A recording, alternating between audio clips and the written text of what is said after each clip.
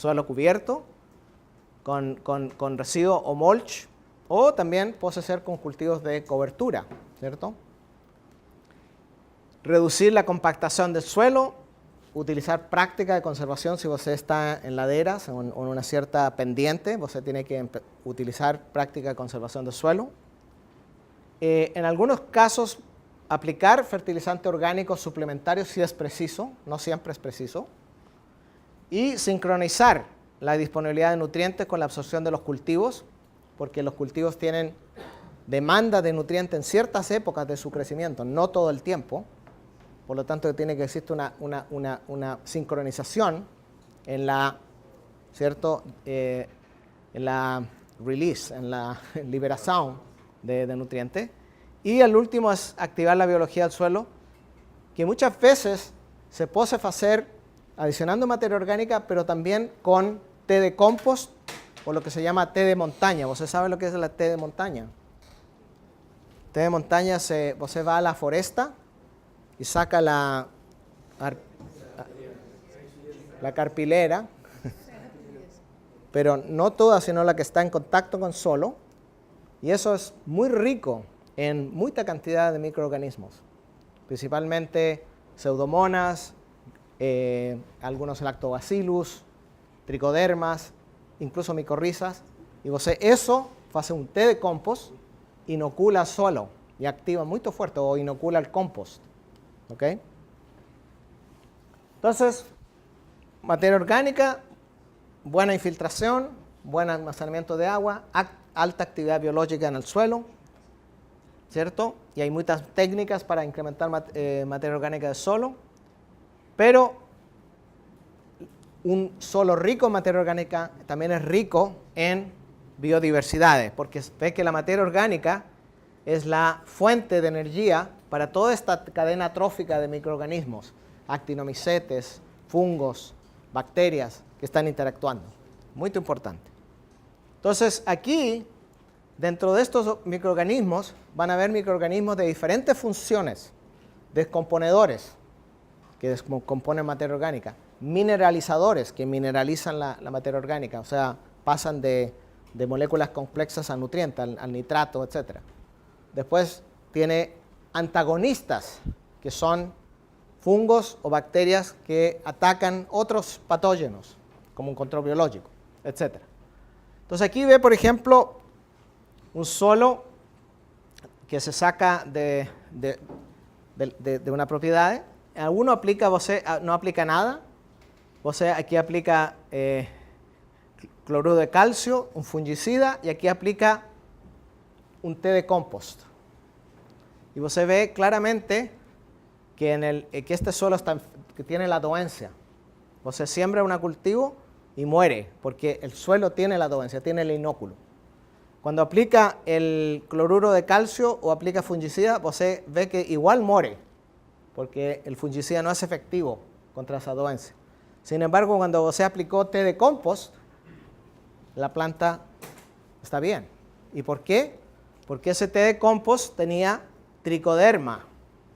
Tricoderma es un fungo antagonista, por ejemplo, contra Fusarium, que es una enfermedad, una dolencia importante en tomate, no sé aquí si tiene Fusarium. Entonces, ¿cómo funciona el control biológico? A través de un proceso que se llama antibiosis. Se ve que esta comienza a crecer y engloba al patógeno y lo mata a través de un proceso antibiótico.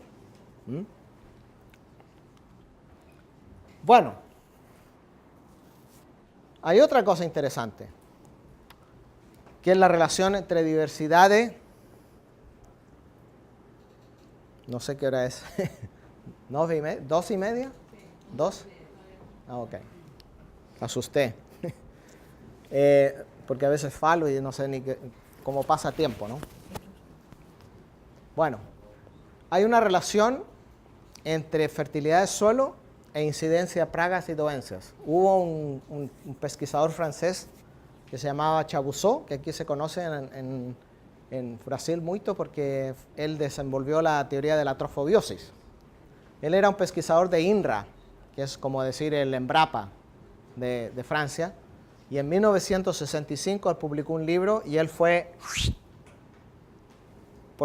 marginado de la ciencia, ¿no? Tratado de loco, que sucede con mucha gente. Recuerdo cuando publiqué mi primer libro, Agroecología, en 1982, era también un loco así. Este tipo está loco, ¿no?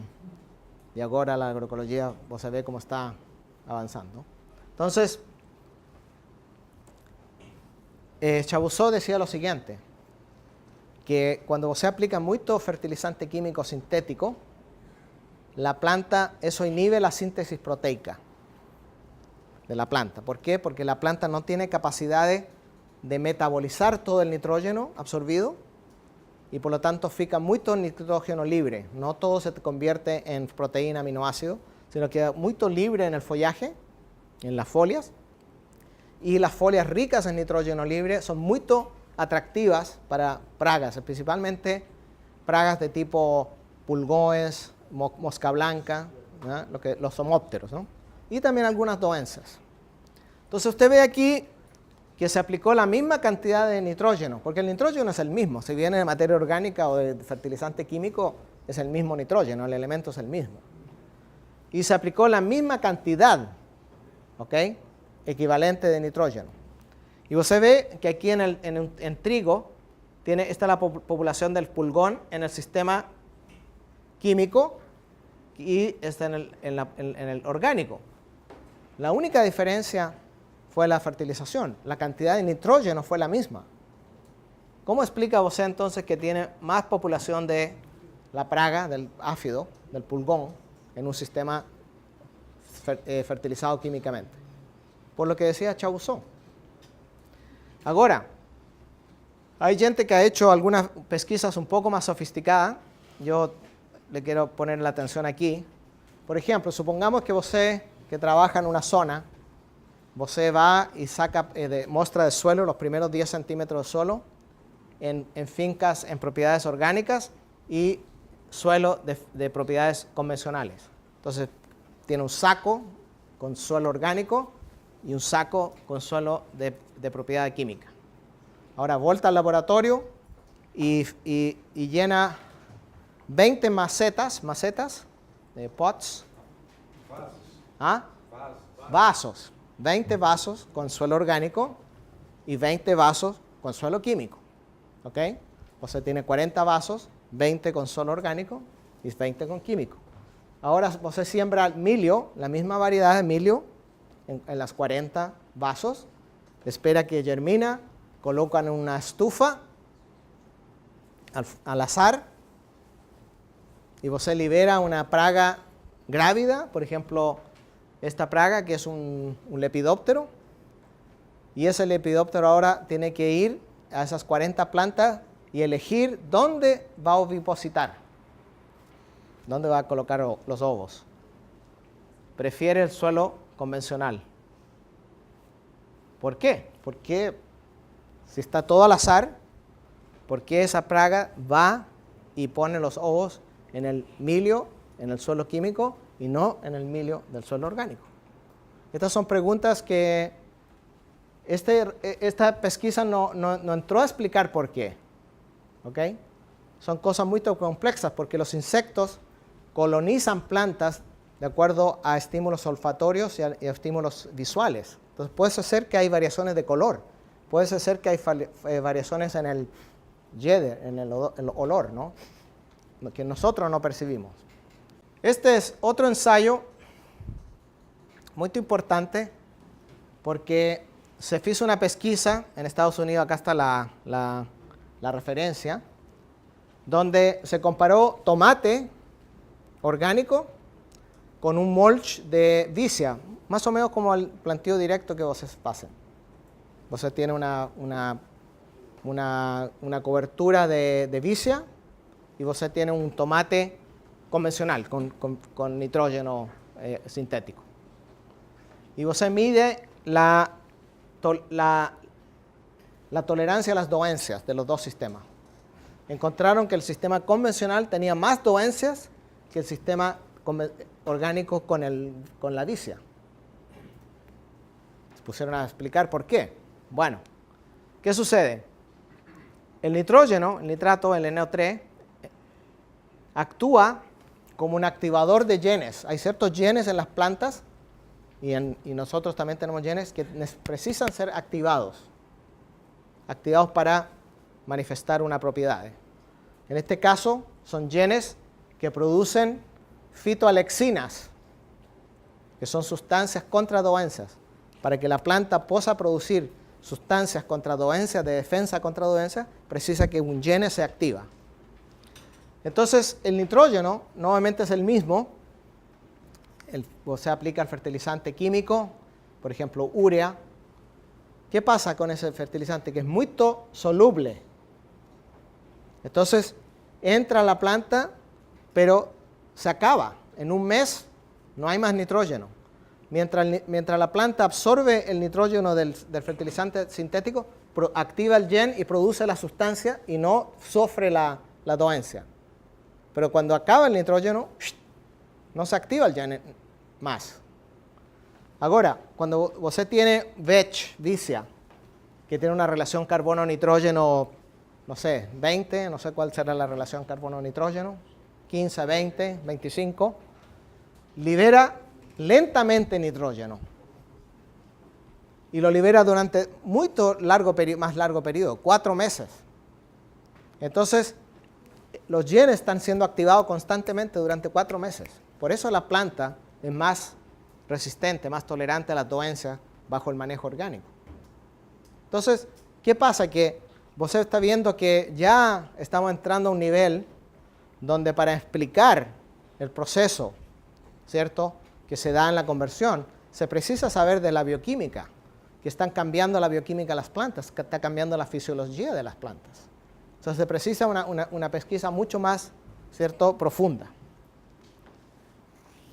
Bueno, hablando de plantío directo, muchos años atrás, aquí con Yusinei y Lobato, tuvimos 3 estudiantes que hicieron pesquisa en agroecología, estudiando el sistema de planteo directo, que ustedes saben que estos son el cóctel, ¿cierto? Pero en ese cóctel que generalmente está la vicia vilosa, está el Raphanus raphanistrum, ¿cómo se llama? El Raufoner y el centello. ¿Qué tienen de común esas 3 plantas? Es que producen sustancias alelopáticas. Por ejemplo, cuando se descompone, empieza a liberarse esta sustancia. Por ejemplo, el ácido butírico es uno de los productos. Entonces, pasan la rolofaca. Aquí usted sabe cómo funciona el sistema. Y después siembran así. Aquí ve usted, este era un campo en Chapecó que manejaba, ¿cómo se llamaba? Él ya retiró. Él escribió un libro, aposentó, Claudinho Monegat, sí. Él manejaba muy bien ese sistema. Tenía mucha pesquisa sobre cultivos de cobertura. Incluso tiene un libro, ¿no? Entonces, usted ve que no hay hierbas dañinas que emergen. Y es porque se forma esa capa tóxica, alelopática, que si usted siembra ahí, muere. Pero si vos siembra más profundo, el milio, el fellado salen, ¿cierto? Sin ser afectados por la alelopatía.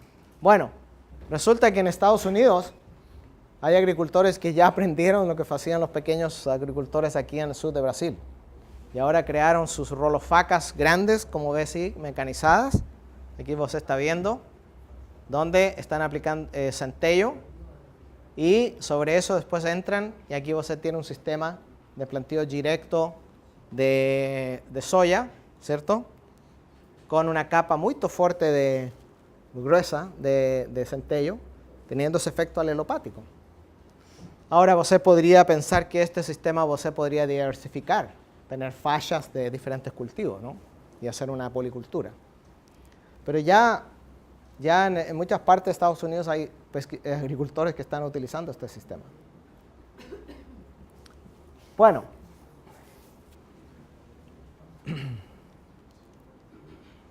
La diversificación, por ejemplo, usted tiene un paisaje como este. Aquí usted ve que no existe mucha diversidad de paisaje, entonces lo que se precisa es como restaurar el paisaje de los sistemas, por ejemplo, con cercas vivas, rompevientos, con, no sé cómo llama usted, quebraventos, diversificados, etcétera, para tener entonces corredores, refugios de insectos benéficos, también proteger contra vento, etcétera, etcétera. O sea, tiene que diversificar el sistema. Porque si usted hace aquí una conversión en esta propiedad que está rodeada de agricultura química, agrotóxica, la conversión va a ser muy difícil.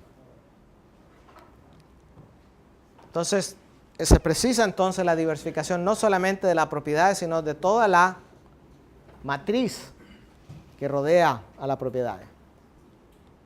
Este es un agricultor en California que está en medio de un valle agrotóxico, de puras monoculturas agrotóxicas, y él lo que hizo fue crear unas grandes cortinas de rompeviento, muy diversificadas, con muchas especies, para proteger su sistema. Y dentro, vos sabés que él tiene bastante diversidad de cultivos, pero fue preciso que para que este sistema funcionara en esa área tan de un desierto así ecológico, fue preciso que él rodeara toda la propiedad de una gran capa, una gran pared, muralla, muro de plantas, muy diversas, no solo una especie. Lo otro es la diversificación genética. No solamente utilizar una sola variedad, sino que utilizar muchas variedades. Por ejemplo, aquí ve, estos son trigos que de unos indígenas que hay en el sur de Chile que se llaman mapuches, que vos se ve que tiene 5 variedades de trigo. Y lo que hacen es sembrarlas todas juntas. Esto, alguna gente diría, no, muy difícil mecanizar esto. ¿Cuál es la ventaja de hacer esto? Bueno, una de las ventajas es que si viene un patógeno, y aquí van a haber algunas especies, variedades susceptibles y otras variedades tolerantes. Entonces aquí ve, por ejemplo, que usted tiene una monocultura. Este es el caso de cebada con mildiu. Si usted tiene de una sola variedad, pero si tiene una mezcla, usted ve que baja. Entonces, mientras más variedades usted tiene, más disminuye la incidencia de ciertas dolencias.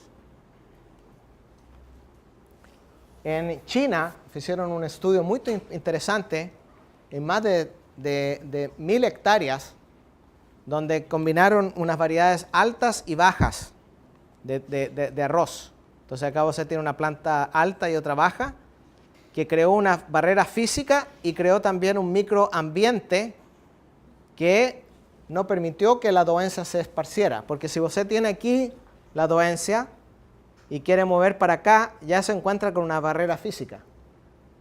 Entonces hay una reducción de la distribución, de la diseminación. Aquí se ve de nuevo el mismo ejemplo, ¿no? Entonces, aquí se ve que lo que sucedió, que las variedades altas crearon una distancia entre las variedades, y las variedades altas determinaron condiciones microclimáticas, especialmente temperatura y humedad, no favorable para la dolencia también. Entonces hubo un doble efecto, un efecto de barrera física y un efecto que alteró microclima que no era favorable para la dolencia. Aquí se ve en China milio, patata intercalado, también para bajar fitóftora, que es una enfermedad muy fuerte en patata. Yo no sé si usted tiene fitóftora acá, pero entonces, justamente por el efecto de barrera, si la fitóftora está aquí, es muy difícil que se disemina, ¿cierto?, en un sistema. Bueno, se pueden hacer muchas combinaciones. Y estas plantas, cuando se intercalan unas con otras, por ejemplo, típico leguminosa con cereal, millo con feijoa, típica asociación de los agricultores en Mesoamérica, por ejemplo. En este caso, se vio que cuando usted tiene millo con haba, el millo rinde 43% más, porque haba exuda una sustancia química ácidos orgánicos que acidifican la rizósfera movilizando fósforo. O sea, aquí ya no es rol de micorrizas, es netamente que la planta libera ácidos orgánicos que acidifican la rizósfera y permite que el fósforo está disponible para la planta. Entonces, un efecto directo de la combinación de cultivos. Y bueno, todas estas interacciones que suceden en las policulturas, ¿no? Que reduce las dolencias, que libera el fósforo, que atrae insectos benéficos, etc., se traducen en una mayor productividad. Ahora, comparemos, por ejemplo, hagamos una comparación de millo en monocultura, fellado en monocultura y la policultura de ambos cultivos. Entonces, usted podría concluir, el millo en monocultivo rinde más que el millo en policultivo, 1000 kilos más productivo el monocultivo. Lo mismo el fellado en monocultura 1000 y en intercalado 750, 250 kilos menos. Entonces usted podría decir, la monocultura produce más que la policultura. El problema es que usted no puede calcular así la productividad de una policultura. Tiene que utilizar un índice que me da una idea de cuán eficientemente se utilizan los recursos del suelo, nutrimentos, agua, etcétera, y la energía solar. Entonces, para eso existe esta fórmula que se llama la fórmula del LER, el Land Equivalent Ratio, que es como decir, uso equivalente de la tierra. Trajo para vos sola nomás. No, estaba esperando un cafecito más que agua. ¿Ah? Tranquila. Con azúcar. Ok. Assim você respira um pouco, né? Assim você respira um pouco. Sí, sí. Bueno, entonces la fórmula es así. Productividad de milio en policultivo sobre productividad de milio en monocultivo más productividad del fellado en policultivo sobre la productividad de fellado en monocultivo. Entonces, aquí tenemos 3.000 recuerda, 3.000 en la policultura sobre 4.000 en el caso de milio, soya 750.000. Llevamos eso aquí y sale un valor 1.5. Es un índice de uso eficiente de los recursos. Entonces, ¿qué está diciendo? 1.5 significa que yo preciso 1.5 hectáreas de monocultivo para lograr la misma productividad de 1 hectárea de policultivo.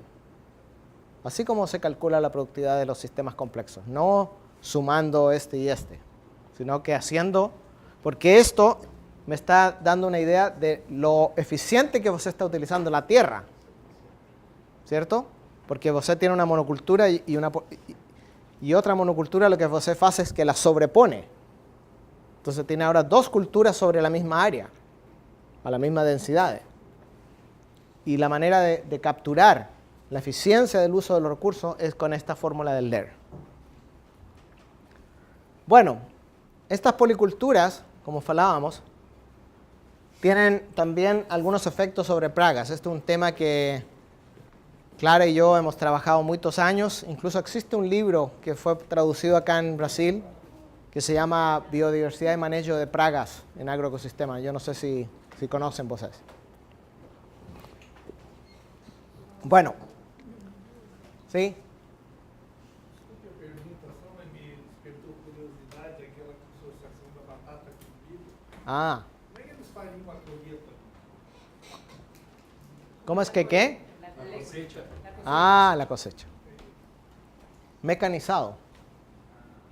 Tienen máquinas muy pequeñas que cosechan esto. Esto no es a mano. Esta parcela, esta propiedad en realidad era como de 200 hectáreas. Muy grande.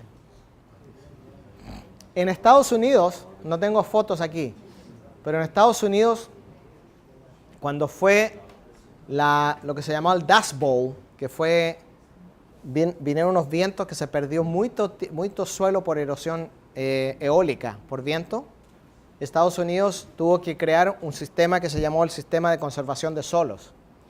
Y ellos propusieron muchas policulturas como estas, que hay fotos de los años 50, 40, 50, fotos de grandes policulturas. Eran policulturas en fallas, ¿no?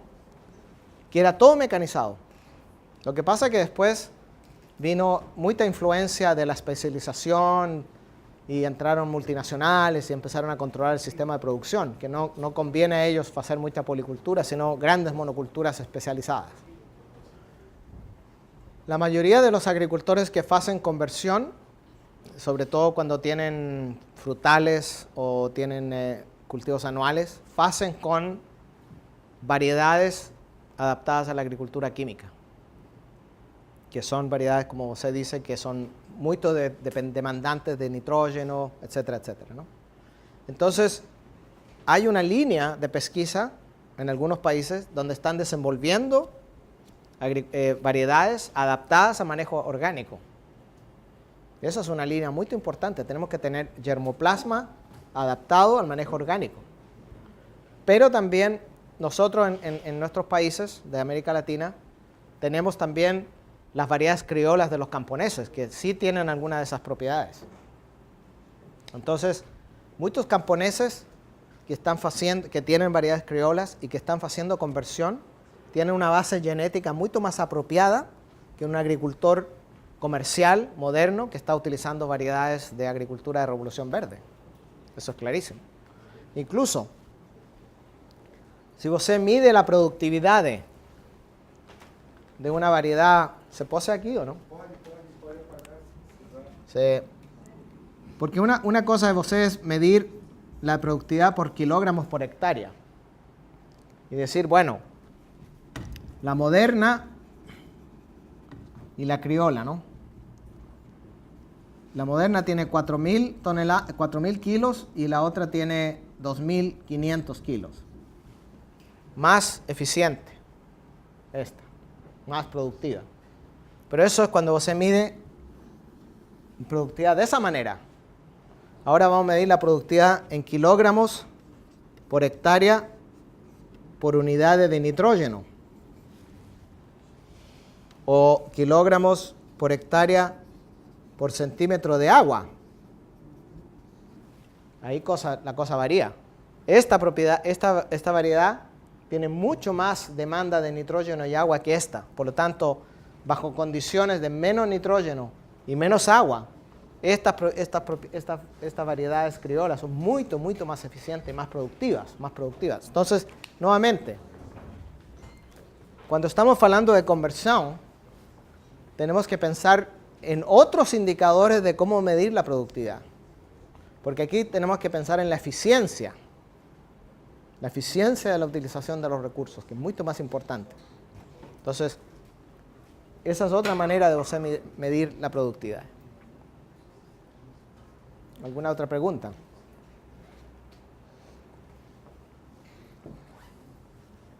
Bueno, este es un sistema que se ideó en África para control de plagas en milio, porque en África están tratando de entrar muy fuerte